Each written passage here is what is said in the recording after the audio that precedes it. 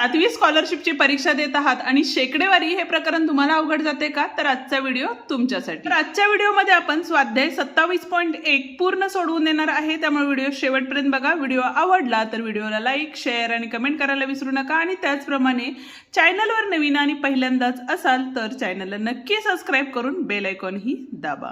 तर मग बघूया पहिला प्रश्न काय आहे. तर पहिलं गणित काय दिले बघा. 3/6.1/4 या पूर्णांकांचे रूपांतर शतमानात पुढील पर्यायातून निवडा असं सांगितलेलं आहे. शतमानात म्हणजेच काय, तर भागाकारात 100 ही संख्या या ठिकाणी यायला हवी आहे. म्हणजेच इथं बघा 3 पूर्णांक 3 छेद साइन चौक 24 आणि 1 25 25/4 आले. ठीक आहे. काय केला, गुणाकार व्यस्त केला तर या ठिकाणी 3 गुणिले 4 भागिले 25 झाले. आता किती होतात बघा, इथं 4 त्रिकम 12 झाले, 12/25. पण 25ला किती न गुणलं तर 100 येतं, तर 25ला 4 न गुणलं तर 100 येतं. म्हणजे 25 चौक 100 असतं. म्हणजेच 12 चौक 48 झाले आणि 25 चौक 100 झाले. म्हणजेच किती टक्के असणार आहे, तर 48% असणार आहे. म्हणजेच या ठिकाणी पर्याय क्रमांक 2 बरोबर आहे. बघूया आता दुसरा प्रश्न. दुसरा प्रश्न काय सांगितले बघा, तर 1730 चे म्हणजे गुणिले 7.5% टक्के म्हणजे भागाकारात 100 येतं. ठीक आहे. आता या ठिकाणी बघा, ह्या शून्याला ही शून्य गेली. आता या ठिकाणी जर विचार केला तर इथं किती आले, 173 गुणिले 7.5 होते, भागाकारात 10 आहे, त्याच्यामुळे 1 शून्य म्हणजे अजून 1 पॉईंट इकडे सरकला दशांश चिन्ह, म्हणजे इथं आले 0.75. आता उत्तरांचा जर विचार केला तर या ठिकाणी प्रत्येक उत्तर हे काय आहे, समान आहे. म्हणजे काय आहे बघा, 12,975 आहे. पण इथं 2 संख्येनंतर दशांश चिन्ह आहे, दशांश चिन्ह या साईडला आहे. म्हणजेच घात किती असणार आहे, -2 असणार आहे का बघा पर्यायामध्ये, तर 12,975 गुणिले 10चा वजा दुसरा घात, म्हणजेच पर्याय क्रमांक 2 या ठिकाणी काय आहे, बरोबर आहे. आता तिसरा प्रश्न काय आहे बघा, 31.25% म्हणजे किती, 31.25% टक्के म्हणजे किती असणार आहे, भागाकारात 100 असणार आहे. ठीक आहे. आता एक काम करू शकतो, भागाकारात 100 आहे, जर दशांश चिन्ह जर आपण काढून टाकला तर गुणिले या ठिकाणी 100 आणि गुणिले 100 म्हणजेच 3125 भागिले 100 गुणिले 100 आले. ठीक आहे, कारण दशांश चिन्ह या ठिकाणी निघून गेलं.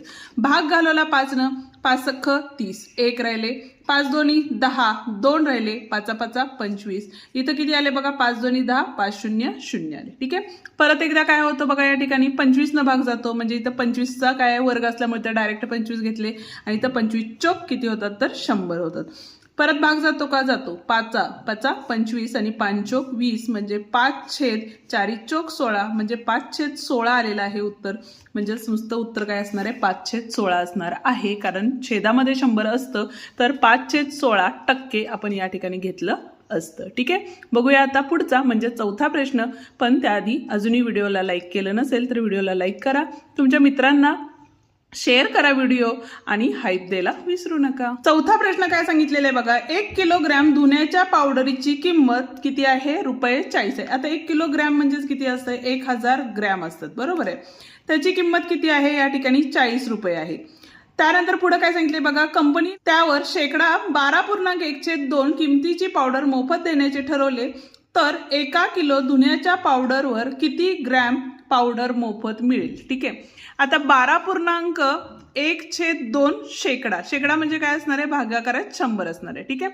इथं बघा 12 दोन्ही 24 आणि 1 25 म्हणजे 25/2 आले आणि इथं भागाकारात 100 ऑलरेडी आहेत. म्हणजेच किती झाले बघा, 25 1 25 25 चौक 100 म्हणजे 1/8 एवढी, म्हणजे 1000 ग्रॅमच्या 1/8 एवढी पावडर आपल्याला मिळणार आहे. आता प्रश्न काय विचारलेला आहे आपल्याला, तर 1 किलो धुण्याच्या पावडरवर किती ग्रॅम पावडर मोफत मिळेल. आता ग्रॅम म्हणजेच किती असतात, 1000 असतात, बरोबर आहे. मग 1000 ग्रॅमला किती, त्याच्या 1/8 पट पावडर मिळणार आहे. म्हणजे भाग घालवला तर या ठिकाणी बघा 8 1 8, 2 राहिले, 8 दोन्ही 16, 4 राहिले, 8 पंचे 40 म्हणजेच 125 ग्रॅम पावडर आपल्याला काय मिळणार, फ्री पावडर मिळणार आहे. म्हणजेच या ठिकाणी बघा पर्याय क्रमांक 1 या ठिकाणी बरोबर आहे. ठीक आहे. आता त्याच पद्धतीनं 5 लिटरच्या 2.1/2% बरोबर किती याचं उत्तर तुम्ही मला कमेंट करून नक्की सांगा. 6वा प्रश्न बघतोय. काय सांगितलंय बघा, 240 लिटर दुधाच्या द्रावणात 8% मलईचे प्रमाण आहे. म्हणजेच बघा या ठिकाणी 240 लिटर द्रावणामध्ये 8% मलईचं म्हणजे एकूण मलई किती झाली, तर या ठिकाणी जर 0ला 0 घालवले तर किती आले, 24 गुणिले 1.0 आहे, भाग जातो का, जातो, पण दशांश चिन्ह येणार त्यामुळे ते आपण 0.8 घेऊ. ठीक आहे. 8 चौक 32, 3 आले, 8 दोन्ही 16, 16 आणि 3 किती होतात, 19 म्हणजे 19.2 इतकं काय असणार आहे, मलई असणार आहे. पुढे काय सांगितलेलं आहे, 160 लिटर दुधाच्या द्रावणात 15% मलईचे प्रमाण आहे. म्हणजे 160 द्रावणात किती टक्के, 15%. बरोबर आहे. 0ला 0 गेले, 5 दोन्ही 10, 5 दोन्ही 10, 5 त्रिक 15 आले, बेके बे 82 16, 8 दोन्ही 8 त्रिक 24, 24 एवढं काय आलं, मलईचं प्रमाण आलं. आता एकूण द्रावण किती असणार आहे या ठिकाणी, तर 240 अधिक 160 असणार आहे. बरोबर आहे. पुढे काय सांगितले, जर दोन्ही द्रावणे एकत्र केली तर मिश्रणात मलई शेकडा प्रमाण किती असेल असं आपल्याला विचारलेलं आहे. ठीक आहे. आता या ठिकाणी दोघांची बेरीज केली, 0 6 4 10, हातच्याला 1, इथं आले 4. ठीक आहे. त्याच्यानंतर काय आलं, मलईचं प्रमाण काय असणार आहे या ठिकाणी, तर बघा 19.02 अधिक 24 केलं, 0.2 तसंच राहणार आहे. 9 आणि 4 13, हातच्याला 1 आले, 2 आणि 1 3 आणि 1 4 झाले. बरोबर आहे. आता शेकडा प्रमाण काढायचंय. म्हणजेच बघा मलई प्रमाण किती आहे, 43.2 आहे, 400 आहे एकूण दूध. बरोबर आहे. आणि गुणिले काय असणार आहे तर 100, 0ला 2 शून्य होत्या, ह्या निघून गेल्या. आता बघा 4नी भाग घालवला, तर बघा 4 1 4, 3ला भाग जातो का, नाही, म्हणून 0 दिलं, आणि 4 8 32 म्हणजे 10.08 इतकी काय असणार आहे, टक्के मलई असणार आहे. म्हणजेच पर्याय क्रमांक 4 या ठिकाणी बरोबर आहे. जर स्क्रीनशॉट काढून घ्यायचा असेल तर काढून घेऊ शकता, नसेल तर पॉज करून ही लिहू शकता. जाऊया आता पुढच्या प्रश्नाकडे. आता या ठिकाणी 7वा प्रश्न बघा काय सांगितलेलं आहे, एका पुस्तकाची किंमत 20%ने कमी केल्यास त्याचा खप 25%ने वाढला तर पूर्वीच्या उत्पन्नात शेकडा कितीने फरक पडला असं विचारलेलं आहे. ठीक आहे. तर या ठिकाणी बघा मूळ किंमत ज्या वेळेला आपण घेतो त्यावेळेला मूळ किंमत जर समजा 100 अशी असं काय केलं आपण समजली, तर उत्पन्न जे असणार आहे म्हणजे खप म्हणतो तो किती असणार आहे, 100च असणार आहे. म्हणजेच उत्पन्न किती झाला, उत्पन्न करताना आपण काय करतो, खप किती झालेला आहे आणि मूळ किंमत या दोघांची गुणाकार करतो. म्हणजे 100 गुणिले 100 म्हणजे तिथे किती आले बघा, 10,000 या ठिकाणी आले. ठीक आहे. पण आता या ठिकाणी पुस्तकाची किंमत 10%ने 20%नी कमी केली, म्हणजेच इथली किंमत किती झाली आपली, 80 झाली. ठीक आहे. आणि खप किती असणार आहे यातला, आपला खप किती असणार आहे, 25%ने वाढला, म्हणजे इथे किती झाला, 125 झाला. ठीक आहे. मग उत्पन्न काय असणार आहे बघा या ठिकाणी, तर 125 गुणिले 80 झाले, 8 पंचे 40, 4 आले, 8 दोन्ही 16, 16 आणि 4 किती होतात, 20, हातच्या आले 2, 8 1 8, 9 10 आणि इथला 1 0, म्हणजे परत केवढा आला तेवढा झालेला आहे. म्हणजे काही फरक पडलेला आहे का, नाही पडलेला, म्हणजे फरक नाही, हे उत्तर असणार आहे. 8वा प्रश्न बघतोय. काय सांगितलेलं आहे बघा, एका परीक्षेत 25% विद्यार्थी अनुत्तीर्ण झाले. ठीक आहे. त्याच्यानंतर 20% विद्यार्थी गणितात अनुत्तीर्ण झाले, म्हणजे 25% इंग्लिशमध्ये, 20% गणितात व दोन्ही विषयात 15% अनुत्तीर्ण झाले. म्हणजे आता यातून काय करतो आपण, दोघांच्या वजाबाकीतून म्हणजे दोघांच्या बेरजेतून वजा 15% करणार. बरोबर आहे. म्हणजे एकूण उत्तीर्ण किती टक्के विद्यार्थी झाले हे लक्षात येईल आपल्या. इथं बघा 5 आले, इथं 4, इथं वजा 15 केले, 45 मधनं 15 गेले तर इथं 0 आणि इथं आले 3. ठीक आहे.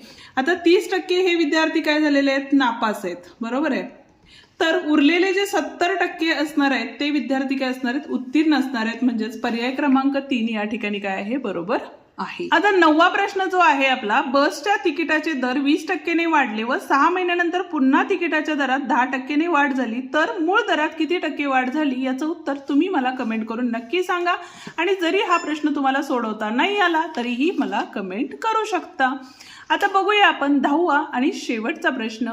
या ठिकाणी बघा, एका वस्तूची किंमत 20%ने वाढली आणि काही दिवसांनी, आता जर समजा एखादी वस्तू आहे त्याची किंमत काय 100 होती तर 20%ने वाढली, म्हणजेच किती झाली या ठिकाणी 120 झाली. बरोबर आहे. काही दिवसांनी पुन्हा 20%ने कमी झाली, म्हणजे आता इथं किती होते, 120 होते. बरोबर आहे. तर 100ला किती झाली, 20%ने कमी, म्हणजे इथं आले 80. तर शेवटची मूळ किमतीपेक्षा कमी होईल का जास्त आणि किती टक्क्यांनी. इथं काय असणार आहे, आधी किंमत किती होईल ते काढून घेऊया आपण. म्हणजेच बघा x बरोबर हे काय असणार आहे, इथं 120 भागाकारात होते, इकडे गेल्यानंतर गुणाकारात, गुणिले 80 भागिले 100. ह्या 2 शून्याला इथल्या 2 शून्य निघून गेल्या, 12 किती झाले, 96 झाले. बरोबर आहे. म्हणजे 100ला 96 म्हणजे 100तनं 96 गेले तर किती झाले या ठिकाणी, तर 4% आपल्याला मिळालेलं आहे. आता हे 4% काय झाले, तर आधीच्या किमतीपेक्षा 4%नी काय झालेली आहे, कमी झालेली आहे. म्हणजेच या ठिकाणी बघा पर्याय क्रमांक 3 या ठिकाणी बरोबर आहे. ठीक आहे. स्क्रीनशॉट हवा असेल तर काढून घेऊ शकता. या ठिकाणी आपला हा स्वाध्याय संपतो. आजचा व्हिडिओ तुम्हाला कसा वाटला ते कमेंट करून नक्की सांगा. व्हिडिओ आवडला असेल तर व्हिडिओला लाईक, शेअर आणि कमेंट करायला विसरू नका. उद्याच्या भागात आपण 27.2 स्वाध्याय सोडवणार आहे. ठीक आहे. त्यामुळे अजूनही चॅनलला सबस्क्राईब केलं नसेल तर चॅनलला सबस्क्राईब करा. डिस्क्रिप्शनमध्ये दिलेले जे व्हिडिओ आहेत ते बघून घ्या, जेणेकरून तुम्हाला त्याचा फायदा होईल. धन्यवाद.